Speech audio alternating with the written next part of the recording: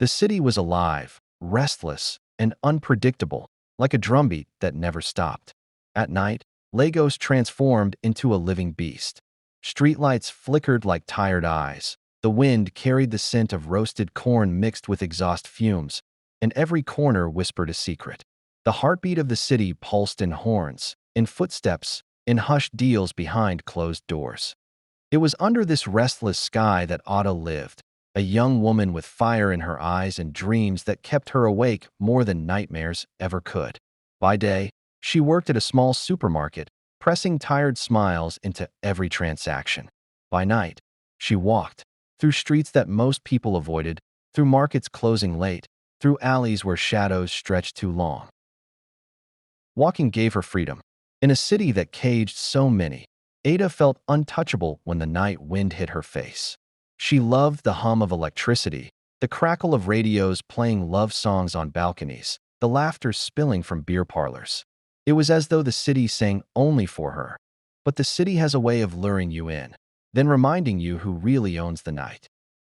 It happened on a Thursday evening, after rain had washed the streets clean and left puddles reflecting neon lights. Ada clutched her bag close, her headphones silent this time. She had lost one earpiece and hadn't bothered to replace it. That silence made her hear him before she saw him. A low chuckle, the scrape of a shoe against wet pavement. She turned her head. Chike leaned against a broken streetlight, one hand tucked in his jacket pocket, the other holding a half-burnt cigarette. The dying light threw shadows across his face, hiding one eye but making the other glint with mischief. "Evening, pretty lady," he said, his voice smooth like whiskey poured over ice. Ada slowed her steps. She had grown up with warnings. Never talk to strangers on lonely streets, especially not the kind who looked like trouble wrapped in charm. Yet something in his tone wasn't demanding, it was inviting. "Not interested," she replied curtly, adjusting her bag. But Chike didn't move. He tilted his head, smoke curling from his lips into the night air. "Not even in a hello? Lagos no day that hard." Ada's lips twitched, betraying her amusement. She hated that. She hated that her body betrayed her even when her mind screamed caution.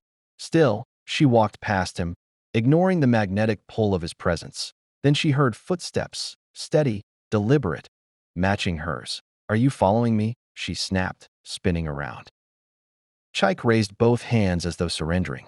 "Relax. This road's long. Maybe we're just going in the same direction."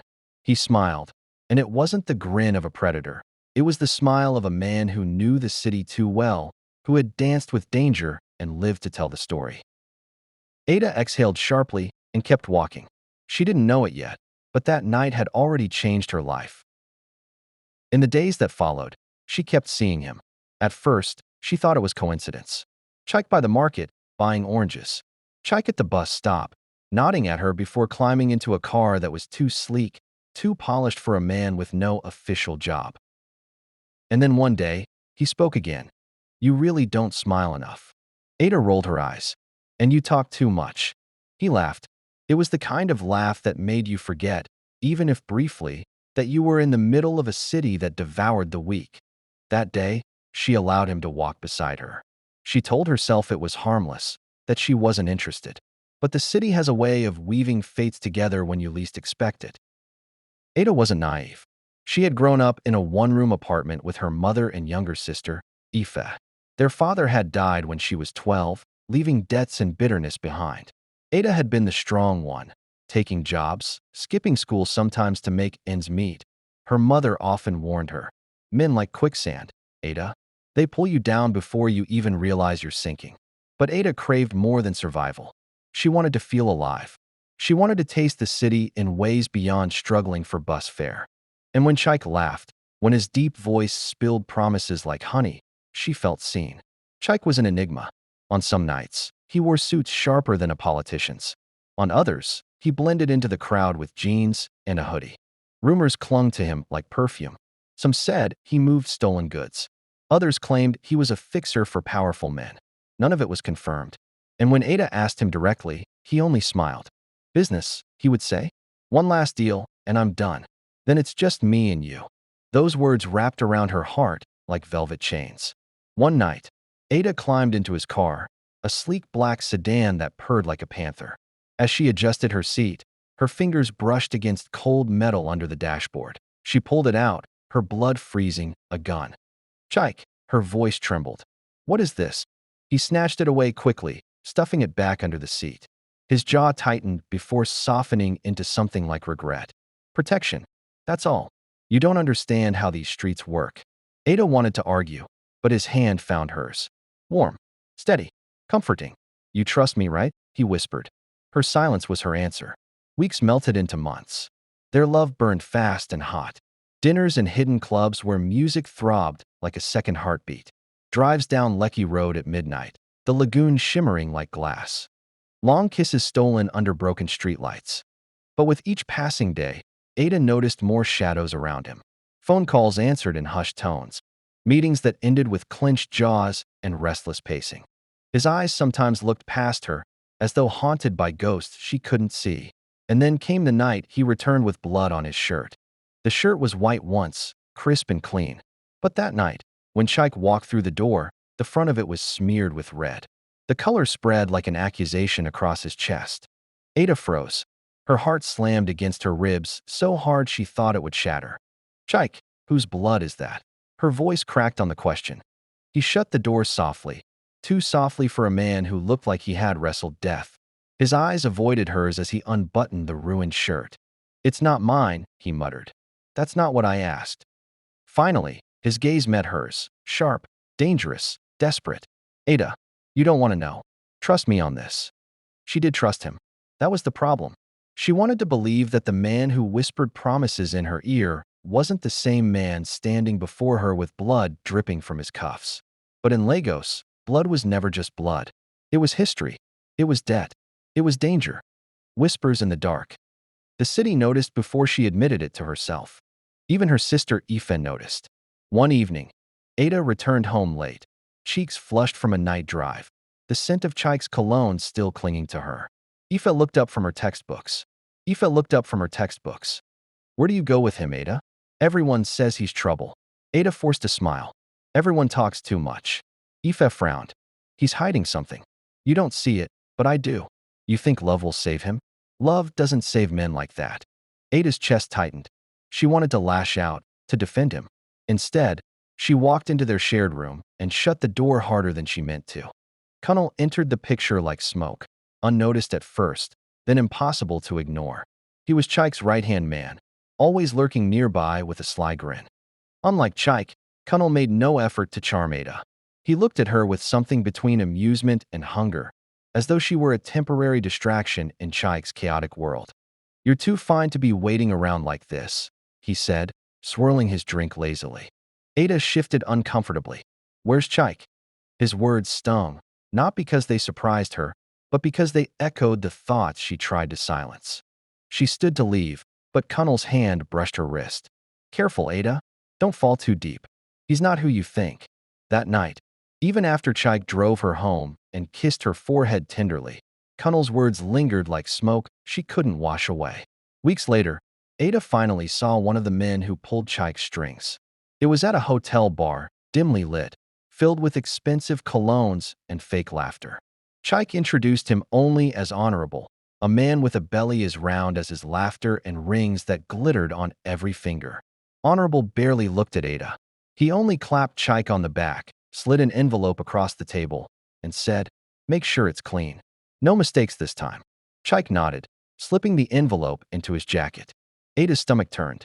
Whatever business they were in, it wasn't selling electronics, as Chike once half-joked. This was something darker, something heavier.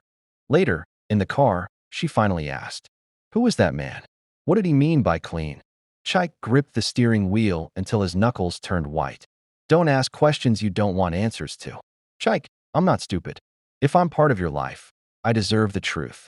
But he sighed, pulling over by the lagoon, the moonlight painting his face in silver and shadow. "Ada, I'm trying to get out. One last job. Then I'm done. Then it's just me and you." His voice cracked on the last words. For the first time, she wondered if he was lying to himself as much as to her. The breaking point came on a humid Friday night. Chike had promised to take her to a quiet dinner, but instead, he parked outside a warehouse on the mainland. Ada sat in the car, fingers drumming nervously against the dashboard. Minutes stretched. Shadows moved near the building. And then, chaos. Shouts. Gunshots. The screech of tires. Her heart leapt into her throat. She ducked down, peering over the dashboard just as a group of men scattered from the warehouse. Police sirens wailing in the distance. She saw Chike, running, his face twisted in fury. He dove into the car, slamming the door. "Drive," he barked, though he was the one behind the wheel. The sedan roared to life, skidding into the night as sirens blared behind them. Ada clutched the seatbelt, terror choking her. "What was that?" "Chike, what did you do?" He didn't answer. His eyes stayed fixed on the road, jaw tight, veins bulging. When they finally lost the sirens, he pulled into a deserted street, resting his forehead against the steering wheel. "But it wasn't supposed to go like that," he muttered. And in that silence, Ada realized she was no longer just a bystander in Chike's world. She was inside it now, whether she wanted to be or not. The next morning, he brought her a necklace. Gold, delicate, shining in the weak sunlight that filtered into her room. "For you," he said softly, placing it around her neck. Ada touched the pendant, her heart torn between love and suspicion. It was beautiful, too beautiful for a man who claimed to be almost out. She looked at him. "Where did you get the money for this?" He smiled, but it didn't reach his eyes. "Don't ask questions, Ada. Just wear it." "For me." She nodded, but deep down, she knew. The necklace was more than a gift. It was a chain. The necklace glimmered against Ada's skin, catching the light each time she moved. People at the supermarket noticed. Colleagues whispered. Even her mother raised her brows. "That man," her mother said one Sunday evening, as they sat peeling beans for moi. "He doesn't give simple gifts. Jewelry like this, it always carries weight." Ada tried to laugh it off, but the truth pressed against her chest like the pendant itself. The necklace felt heavy, not because of its gold, but because of what it represented, a promise chained to secrets she could not see. One evening, as Ada waited for a bus home, a stranger approached. Middle-aged, with tired eyes and a suit too neat for the chaos of Oshidi. "You're Ada, yes?" His voice was calm, almost kind. She stiffened. "Do I know you?" "No," he replied, tucking his hands into his pockets. "But I know the man you walk with, and I know you should be careful. Not everyone who smiles at him is his friend, and not everyone who hates him will stop at him." Ada's throat went dry. "Who are you?" The man gave a faint smile, like someone who carried too many truths. "Just someone who doesn't like seeing innocent people dragged into storms." Then, as quickly as he appeared, he melted into the crowd. For the rest of the night, Ada couldn't shake the feeling that invisible hands were closing in around her. Kunnel became bolder. Whenever Chike left the room, Kunnel filled the silence with barbed words. Ada glared at him. "And what would you know?" Kunnel leaned in close, his breath hot with alcohol. "I know everything. I know he's planning something big. And I know men like him don't walk away. They fall." Before Ada could respond, Chike returned. Kunnel leaned back, flashing a smile too wide, too false. But Ada noticed the glint in his eyes. Envy. Hunger. That night, she dreamed of snakes hissing in the dark. Chike began to vanish for longer stretches. Calls unanswered. Meetings that dragged past midnight. Ada started asking questions, but his answers grew shorter. Finally, one night, curiosity and fear pushed her too far. She followed him. Keeping her distance, she trailed his car through winding streets until he stopped outside an abandoned cinema. She hid behind a kiosk as Chike entered. Inside, she glimpsed a gathering. Chike, Kunnel, and 3 other men seated around a wooden table. Papers scattered, a laptop glowing faintly, and on the table, bundles of cash and a pistol. She strained to hear. "This is the last one," Chike was saying. His tone was sharp, commanding. "We finish it clean. No noise. No mistakes." Kunnel snorted. "Last one? You've been saying that for months. Maybe you're too soft for this now. Maybe you're distracted." His eyes flicked knowingly. Chike's fist slammed the table. "Watch your mouth, Kunnel. I built this. Don't forget who you answer to." The room crackled with tension. Ada's stomach churned. She slipped away before she was noticed, her pulse pounding in her ears. A week later, Ada's worst fears became flesh. She had insisted on accompanying Chike to the mainland, despite his protests. They were supposed to pick up merchandise, though he refused to say more. The warehouse looked empty, silent, but for the drip of water from a leaking pipe. Ada stayed in the car, waiting. Then came the floodlights. Sirens. Voices shouting in unison. Police. Don't move. Her blood turned to ice. She crouched low, heart hammering. Through the windshield, she saw shadows scatter inside the warehouse. Gunshots cracked like thunder. The door to the car jerked open. A police officer yanked her out, shoving her against the hood. Who are you? What are you doing here? He barked. Tears blurred her vision. I don't know. I'm not. A voice cut through the chaos. Leave her. She's nothing. Chike. Emerging from the shadows, gun still in hand, eyes blazing. For a second, their gazes locked. Then he vanished into the darkness, pursued by officers. The police shoved Ada aside, distracted by the chase. She stumbled, scraped her knees, and somehow melted into the fleeing crowd.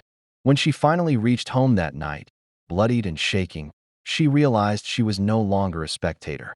She was marked. Days passed. Chike didn't call. Ada didn't sleep. The city felt heavier, darker. One night, while fiddling with the necklace he had given her, she noticed something odd. The pendant felt too thick. Curious, she pried it open with a pin. A tiny folded paper slipped out. On it, a name, a date, a location. Her hands trembled. The necklace wasn't just a gift. It was a message, a token in whatever dangerous game Chike was playing. And somehow, she was part of it. When Chike finally appeared at her door, his eyes hollow, his clothes disheveled, Ada didn't hold back. What am I to you, Chike? A woman you love, or a pawn in your game? Then survive without dragging me down. She shot back, tears brimming. Because one day, your enemies won't just come for you. They'll come for me too. But he grabbed her hands, desperation burning in his gaze. Just one last job, Ada. One last, and I swear. The rain came down in sheets that night, drumming against the city like war. It soaked the streets, blurred the neon lights, and turned every shadow into a smear of black. For Ada, the storm outside mirrored the storm inside. But the relief didn't last. We need to talk, he said, his voice low, urgent. Ada crossed her arms. Talk then. Tell me what this necklace means. Tell me why police dragged me out of your mess. Tell me who you are, Chike, because I don't know anymore. Chike's jaw clenched. He paced, rainwater dripping from his clothes onto the floor. It was supposed to be simple. I was supposed to be out by now. But Cunnel, he stopped, fists tightening. Cunnel betrayed me. Ada's eyes widened. What do you mean? He wants everything I built. The connections. The respect. Even you. The port was alive with the hum of ships and the clatter of chains, but the warehouse sat in eerie silence, a dark skeleton against the stormy sky. Inside, men gathered, some armed, some pretending not to be. The air was thick with cigarette smoke and tension. Cunnel stood at the center, smirking, as if the whole night was a stage built for him. Chike ignored the jab, stepping into the light. Let's finish this. No more games. The men shifted uneasily, hands brushing against guns hidden in waistbands. Her heart pounded. She grabbed her umbrella and stepped into the storm. The warehouse lights flickered as thunder rattled the windows. Easy. If you shoot, you die. If I shoot, you die. But me? I walk out alive. The men shifted again. Loyalty wavered in their eyes. Some leaned toward Chike, others toward Cunnel. The room was a powder keg waiting for a spark. She stood at the threshold, rain dripping from her hair, eyes wide with fear and defiance. Weeks later, Ada returned home one evening to find an envelope slipped under the door. No address, no seal, just her name scrawled across the front. Her hands trembled as she tore it open. Inside was a single slip of paper. 2 words. Ada gasped, pressing the note to her chest. Her pulse thundered. Relief, fear, hope, all tangled into one. She rushed to the window, peering into the street. People moved as always, cars honked, vendors shouted. But among the crowd, she swore she saw him. A silhouette leaning against a lamppost, smoke curling into the night. And just as quickly, the figure was gone. Ada sank into the chair, clutching the necklace and the note. The city outside roared on, indifferent and alive. The city still had secrets, and its heartbeat still matched hers.